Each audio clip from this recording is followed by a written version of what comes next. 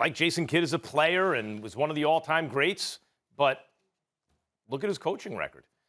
He had brief success at one point with the Bucks. He instituted a new kind of a defense, which the league then figured out and he never really got away from it. And they went from a good defensive team for 1 year when Kidd tried something new to one of the worst or one of the lesser, like bottom third defensive team the following 3 seasons before he was eventually fired. So, and you look at his situation with the Nets, he tried to take over basketball operations, at least that was what was stated at the time, and they got rid of him because they saw it as like a power grab. If his head coaching record, lifetime, is below 500, that doesn't mean he can never be a good or successful NBA head coach. But if you want to compare him to a good coach with a winning record and then say, is this a step forward or backward? I have to say it's backward. I respectfully disagree. And I would tell you that it's a delicate conversation for me because, again, I've gone back many, many years with Rick Carlisle. I know him very well. He's a friend, and I respect the hell out of him, and he's a champion as a coach, and I think the man knows what the hell he's doing, and I'm very, very happy that he's got the job in Indy. I would tell you this. Since they won the championship in Dallas, however, the last 10 years, they've gone to the playoffs 6 times. They missed the playoffs 4 times. Of the 6 times they made the playoffs, they went home in the first round every single time. So for the last decade, you haven't been to the first round. There does come a point in time where every organization, it's not about your skills, it's not about your knowledge, it's not about your abilities. It's about whether or not there's the need for a new voice. And that's what this is, which is why I support Jason Kidd getting this job. Let's understand something here. Today's player wants a coach that they have a relationship with, wants a coach they feel that they can trust and that they can vibe with. Now, I don't think with Rick Carlisle there's any issue of trust, but in terms of having the kind of coach that you can vibe with on a personal level, clearly something was missing there. We saw the problems with Luka. Luka was leading the league in technical fouls. Luka was speaking out against the team. Luka was a bit truculent at times. People called them immature. Mike Wilbon and others have highlighted that reality. Mark Cuban has come to his defense, no doubt.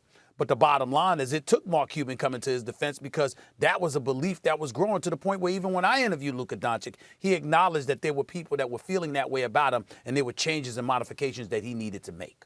So when we understand that, now we get to Jason Kidd. In Brooklyn, he actually did a good job, got to the semifinals his first year there, the only year there.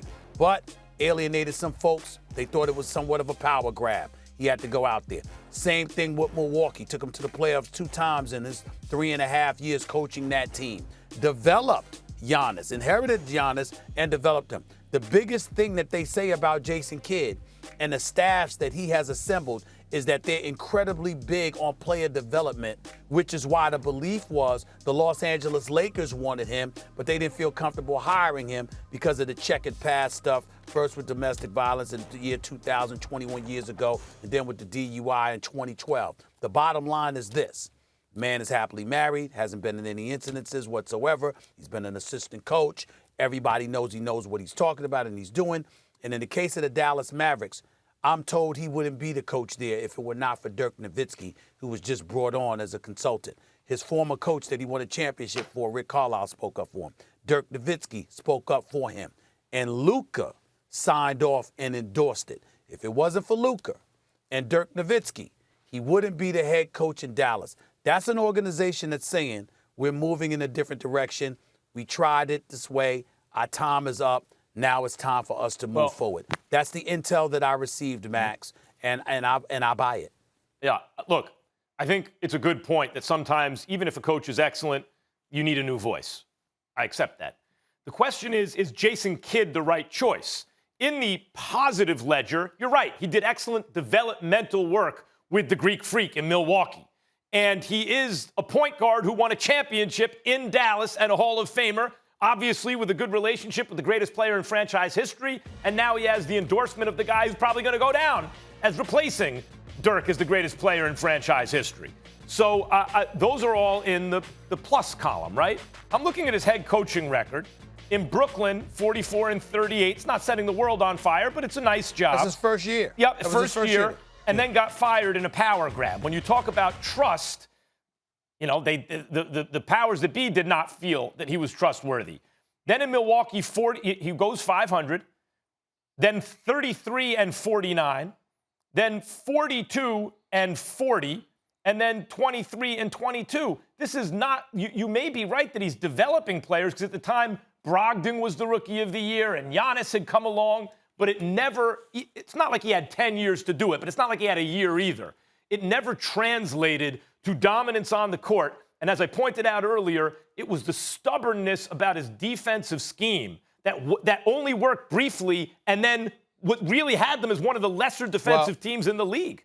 That's actually not true. I'm not saying that part is not true, meaning that didn't happen. I mean, but that wasn't the real problem. The real problem was that there was not cohesiveness and trust between him and management, because he felt different decisions should have been made. In this particular instance, we all know that Luka's the man in Dallas. We all know what kind of cachet Dirk Nowitzki has, and we all know that Jason Kidd has a personal relationship with both Mark Cuban and Dirk Nowitzki, and the former coach literally walked out the door endorsing him for that job, because how can you not respect Rick Carlisle? And so the combination of all of those things, I think, lends itself towards the concerns that you had in Brooklyn and Milwaukee not being a concern in Dallas, not to mention the fact that he can't afford for something like that to happen again, because if it happens again in Dallas, he'll never get another head coaching job. And he knows Let's put it this way. He has not disqualified himself with his coaching from ever getting another head coaching job.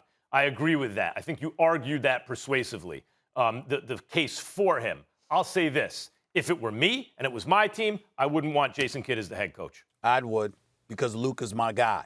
And I know that when it comes to point guards, there are very, very few people more qualified to coach and tutor a point guard than Jason Kidd. Thanks for watching ESPN on YouTube. For live streaming, sports, and premium content, subscribe to ESPN+.